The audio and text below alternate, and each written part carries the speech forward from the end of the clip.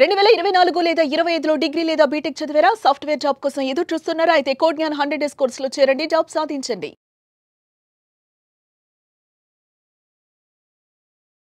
నమస్కారం డాక్టర్ షియాచి అనంతకృష్ణ స్వామి గారు. నమస్కారం అండి. ఈ వీడియోలో ఏం చెప్తున్నారు? జీవితంలో ఉన్నతత్వం గురించి మాట్లాడుతున్నాం మనం. జీవితంలో ఒక ఉన్నత స్థాయికి ఎదగాలని అందరికీ ఉంటుంది. కానీ ఎదగాలన్నప్పుడు కొన్ని మనం ఆలోచించాలి. ఏంటంటే ఫస్ట్ ఏంటంటే నీకు ఎదగాలనే ఒక జీల్ అనేది ఉండాలి, ఉత్సాహం అనేది ఉండాలి. ఫస్ట్ ఉత్సాహం లేనంత మటుకు నువ్వు ఏది చేయలేవు. నేను ఇంతకుముందు కూడా ఏం చెప్పానంటే నీకు ఉత్సాహం కలగాలంటే ముందు కోరిక జనించాలి నీ లోపల. కోరిక అనేది ఏం చేస్తుందంటే అది ఇంకా ఇంకా ఇంకా ముందుకెళ్ళడానికి ప్రయత్నం చేస్తుంది. కేవలం నువ్వు అనుకుని వదిలిపెడితే కాదు, ఆలోచన ఎక్కడ పనిచేయదు.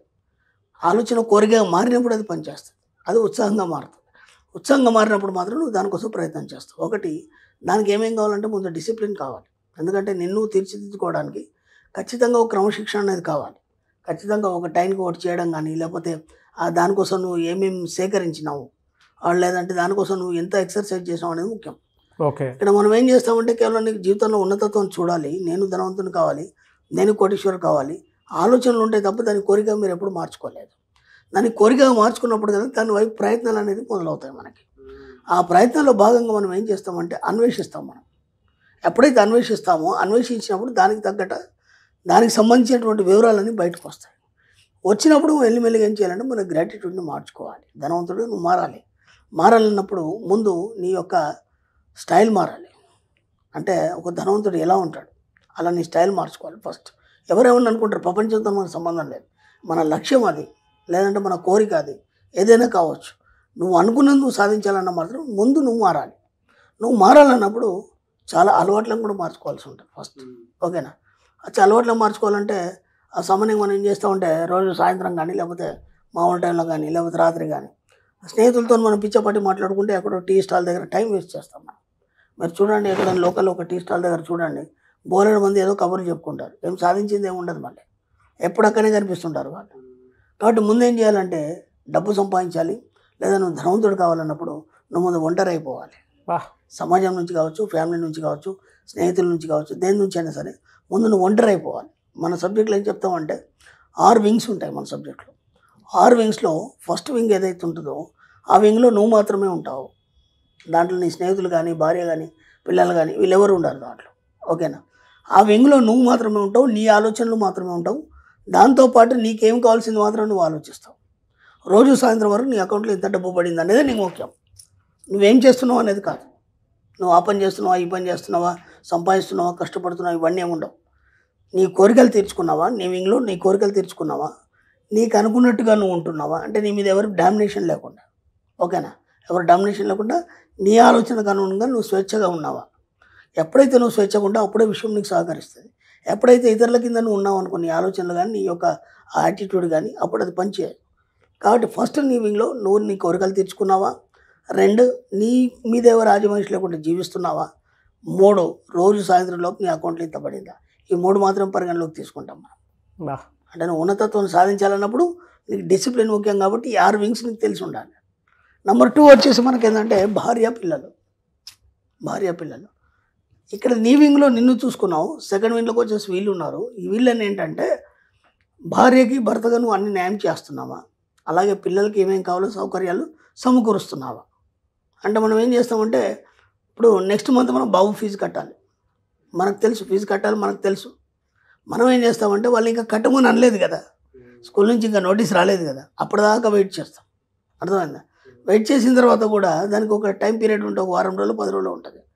ఆ 10 రోజుల కూడా వరకు కూడా మనం ఆ పిల్లాడు అడుగుతుంటాడు, అరుస్తుంటాడు, మనం దాన్ని పట్టించుకో, కట్టొచ్చులే, చేద్దాంలే, చూద్దాంలే, ఇలా అనవసరంగా మనం టైంని చివరిదాకా జరిపి ఆ తర్వాత ఫైన్తో కట్టడం అనేది జరుగుతుంది. అది బాధ్యత రాహిత్యం అయింది. కాబట్టి సెకండ్ వింగ్లో ఉన్నటువంటి భార్య పిల్లలు ఎవరైతే ఉన్నారో వాళ్ళకి ఎప్పుడు ఏం కావాలి, సరి అయినటువంటి బాధ్యతను నిర్వహించినప్పుడే ఆ సెకండ్ వింగ్ నువ్వు కంప్లీట్ చేసిన వాడు పోతావు. అర్థమవుతావు? ఫస్ట్ వింగ్లో నీ కోరికలు తెచ్చుకుంటావు, నువ్వు ఎవరి చేయి కింద ఎవరి ఆలోచనలకు అనుగుణంగా నువ్వు జీవించావు. అలాగే రోజు సాయంత్రం లోపు ఎంతో కొంత డబ్బు సంపాదిస్తావు, నీ అకౌంట్లో పడుతుంది. ఒక్కరోజు కనుక నీ అకౌంట్లో డబ్బు పడకపోతే నీ నిద్ర రావద్దు, ఆ పూట తిండి మానండి, ఏం కాదు, ఇబ్బంది ఏం లేదు. సెకండ్ వింగ్లో భార్య పిల్లలకు సంబంధించినటువంటి బాధ్యతలు ఆ సమయం లోపలే నువ్వు తీరుస్తావు. సమయాన్ని దాటి నువ్వు ఎక్కడ కూడా, ఎందుకంటే ముందే ఎరక కలిగి ఉంటావు వాటి పట్ల. పిల్లాడు ఫీజు ఎప్పుడు కట్టాలి, కరెంట్ బిల్ ఎప్పుడు కట్టాలి, గ్యాస్ ఎప్పుడు బుక్ చేయాలి, ఇవన్నీ నీకు ఐడియా ఉండాలి. అంటే ఆ బాధ్యతను నువ్వు సక్రమంగా నెరవేర్చాలి. సెకండ్ వింగ్లో. మూడో వింగ్లో వచ్చేసి మనకు తల్లిదండ్రులు వస్తారండి. మూడో వింగ్లో తల్లిదండ్రులు వస్తారు. ఈ తల్లిదండ్రుల పట్ల ఏంటంటే వాళ్ళ తల్లిదండ్రులు అనేది భూతకాలం, అది అయిపోయింది. అర్థమైందా? నీకు జన్మనిచ్చినందుకు నీ బాధ్యత వహించాలి. వాళ్ళకి ఆరోగ్యం కావచ్చు, లేకపోతే ప్రేమ కావచ్చు, వాళ్ళకి దగ్గర ఉండడం కానీ ఏదైనా కావచ్చు, వీళ్ళకి ఖచ్చితంగా నువ్వు నిర్వర్తించాలి. అలాగని చెప్పేసి సెకండ్ సర్కిల్ తీసి మూడో సర్కిల్ చెప్పేసి రెండో సర్కిల్ పెట్టారనుకోండి, మళ్ళీ ఇబ్బందులు ఎదురవుతాయి మీకు. కాబట్టి సెకండ్ సర్కిల్లో ఉన్న వాళ్ళని సెకండ్ సర్కిల్లో ఉండనివ్వండి, థర్డ్ సర్కిల్లో ఉండే వాళ్ళని థర్డ్ సర్కిల్లో ఉండనివ్వండి. ఖచ్చితంగా తల్లిదండ్రుల పట్ల మీరు బాధ్యత కలిగి ఉండాలి. మీకు జన్మనిచ్చినందుకు వాళ్ళ చివరి క్షణం వరకు మీరు దగ్గరుండి అన్నీ చూసుకోవాలి. మీరు ఏం చేస్తున్నా సరే మీరే దగ్గరుండి చూసుకోవాలనేం లేదు. వాళ్ళకి సరిపడే డబ్బులు మనుషుల్ని అరేంజ్ చేస్తే అవన్నీ సక్రమంగా జరుగుతాయి. నాలుగో వింగ్ వచ్చేసి బంధువులు అండి. బంధువులతో మనకేం పని ఉండదండి. ఎందుకంటే వాళ్ళకే ఏమైనా ఫంక్షన్ ఉంటే మనం వెళ్ళాలి, మనకేమైనా ఫంక్షన్ ఉంటే వాళ్ళు వస్తారు. ఇంత తప్ప వాళ్ళతో మనకేం పని ఉంటుంది? ఒకసారి ఆలోచించండి. ఏమైనా పని ఉంటుంది? ఏమీ పని ఉండదు. కాబట్టి కొన్ని రోజులు మానేయండి. ఫంక్షన్లో ఇవన్నీ కూడా కొన్ని రోజులు మానేయండి. ఎందుకంటే ఆ పోయి రావడము, ఆ డిస్టెన్స్, ప్రయాణాలు ఇవన్నీ కూడా మీకు చాలా రిస్క్ తెస్తాయి. ఒక 6 నెలలు మానేయండి. ఏం కాదు, ఎవరేమనుకోరు. ఏదో పని ఉందని చెప్పేయండి. ఎందుకంటే మీ లక్ష్యం ఉంది డబ్బు, కాబట్టి డబ్బు మీద దృష్టి పెట్టాలి. కాబట్టి ఇవి మాత్రం బాధ్యతలు. బంధువులతో నీకేం పని లేదు కాబట్టి ఒక 6 నెలలు మానేయండి. ఫంక్షన్లు, పార్టీలు ఇవన్నీ కొన్ని ఒక 6 నెలలు మానేయండి. ఎవరేమనుకున్నా సరే ఈ 6 నెలల్లో ఏమవుతుందంటే మీకు మీరుగా ఆలోచించుకొని మీరు ఒంటరిగా ఉండడం వల్ల, డబ్బు మీద కాన్సన్ట్రేట్ చేయడం వల్ల మీరు ఎంతైతే సంపాదిస్తారో అంతకు రెట్టింపు డబ్బు సంపాదించడం అనేది మొదలవుతుంది. మీకు తెలియకుండానే. ఎందుకంటే ఇంకేం పని లేదు. ఇప్పుడు ఈ ప్రతి ఫంక్షన్ మీరు అవసరమైతే ఫ్యామిలీని పంపించండి. మీరు వెళ్ళకండి. ఒక 6 నెలల మట్టుకి అవన్నీ పక్కన పెట్టండి. ఆ తర్వాత ఫ్రెండ్స్ అండి. మనకి ఈ ఫ్రెండ్స్తో మనకి ఏం పని ఉంటుందండి? వాడి బిజీలో వాడు ఉంటాడు, మన బిజీలో మనం ఉంటాం.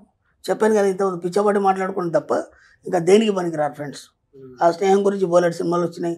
స్నేహం గురించి త్యాగాలు అవన్నీ బోలెడు చెప్పుకోవచ్చు. కానీ ఒక స్థాయి వచ్చిన తర్వాత, నీకు బాధ్యతలు పెరిగిన తర్వాత స్నేహితులు కూడా దూరం అయిపోతారు. ఎందుకంటే ఎన్నో జీవితాలు చూసుండి మాట్లాడుతున్నాం, ఊరికే కాదు నేను అనేది. అర్థం? ఎందుకంటే వాడికి ఫ్యామిలీ ఉంది, అలాగే వాడికి బాధ్యతలు ఉన్నాయి. పొద్దుగా నేను పట్టుకొని కూర్చోడు కదా, రోజు నేను కలవలేడు కదా, నువ్వు రోజు కలవలేవు కదా, ఎప్పుడోసారి కలుస్తారు. అలా ఎప్పుడోసారి కలిసి మాట్లాడుకోవడం పెద్ద సమస్య కాదు. ఇప్పుడు అది కూడా అవసరం లేదు, మనకి ఫోన్లు ఉన్నాయి. ఫోన్లలో మనం వీడియో కాల్ కూడా మాట్లాడుకోవచ్చు.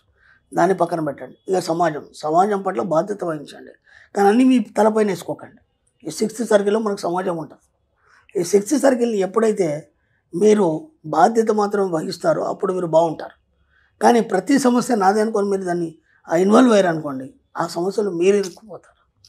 కాబట్టి మన సబ్జెక్ట్లో ఫస్ట్ సర్కిల్లో మీరు బాగున్నారా, మీ కోరికలు తీర్చుకున్నారా, మీ యొక్క ఆలోచనలతో మీరు జీవిస్తున్నారా, రోజు సాయంత్రం వరకు ఎంత డబ్బు సంపాదించారు, ఈ సర్కిల్స్ కనుక మీరు కరెక్ట్గా మెయింటైన్ చేయగలిగితే మీ యొక్క జీవితంలో ఉన్నతత్వాన్ని సాధించి మీరు అనుకున్నాన్ని ముందుకెళ్ళడం కానీ, లేదంటే మీరు అనుకున్న డబ్బును సంపాదించడం కానీ, లేదా ధనవంతుడిగా మారడం కానీ. దాంతోపాటు ధనవంతుడు ఉండే లక్షణాలన్నింటినీ కూడా మనం పుణికిపుచ్చుకోవాలి. ఫస్ట్ ఖర్చు పెట్టడం నేర్చుకోవాలి. వీలైనంత ఖర్చు పెట్టండి. ఎంత ఖర్చు పెడితే అంత డబ్బు వస్తుంది. ఖర్చు పెట్టాలన్నప్పుడు నువ్వు సంపాదించాలి. ఖర్చు పెట్టదన్నప్పుడు సంపాదించాలి. కాబట్టి సంపాదన మీద దృష్టి ఉంటుంది. ఖర్చు పెట్టేదాని మీద దృష్టి పెట్టద్దు. ఒక హోటల్కి వెళ్ళాం, మా మెనూ కార్డు ఇచ్చాడు, మనం మ్యాక్సిమం రైట్ సైడ్ చూస్తాం. అది మర్చిపోండి, ఇక్కడ నుంచి లెఫ్ట్ సైడే చూడండి. ధనవంతుడు ఉండే యాటిట్యూడ్ చెప్తున్నాను నేను. కాబట్టి రైట్ సైడ్ మనం మర్చిపోవాలి. లెఫ్ట్ సైడ్ మాత్రం అంటే నీకు కావాల్సిన ఫుడ్ మాత్రమే దాని మీద ఆలోచన ఉండాలి తప్ప అది ఎంత రేట్ అనే ఆలోచన ఉండద్దు. ఎక్కడికి వెళ్ళినా సరే, ఏది చేసినా సరే ఒకటే ఆలోచించుకోండి. మనం ఎంత రిచ్గా ఉన్నాము, ఎంత ఉన్నతంగా ఉన్నాం, దానికి తగ్గట్టుగా మన యాటిట్యూడ్ని ఎంత మార్చుకున్నాం. అది ఎప్పుడైతే నీ మైండ్లో కలిగి ఉంటుందో నీకు తెలియకుండానే ఆటోమేటిక్గా ధనవంతుడిగా మారిపోతుంది. డబ్బు పట్ల మనం ఏ ఆలోచన అయితే పెంచుకుంటూ వెళ్ళిపోతున్నామో అది కోరికగా మారినప్పుడు ఉత్సాహం వస్తుంది. ఉత్సాహం జీల్ అనేది ఉన్నప్పుడే నువ్వు ఏదైనా సాధిస్తావు. సాధించాలంటే క్రమశిక్షణ ఉండాలి. బట్ ఆ 6 వింగ్స్ చాలా బాగా నచ్చాయి మీకంటూ. ఆ సర్కిల్స్ మీరు గీసుకున్నప్పుడే, దాంట్లో సరిగ్గా బాధ్యతలు నిర్వర్తించినప్పుడే మీరు అనుకున్నది సాధిస్తారు. అది లేకపోతే అడ్డదిడ్డంగా పోతుంది లైఫ్. థ్యాంక్ యూ అండి. Thank you so much doctor Sriyacharya Ananthakrishna Swami garu. Thank you అండి. సుమన్ టీవీలో మీ పర్సనల్ అండ్ బిజినెస్ ప్రమోషన్స్ కోసం కింది నెంబర్కి కాంటాక్ట్ చేయండి.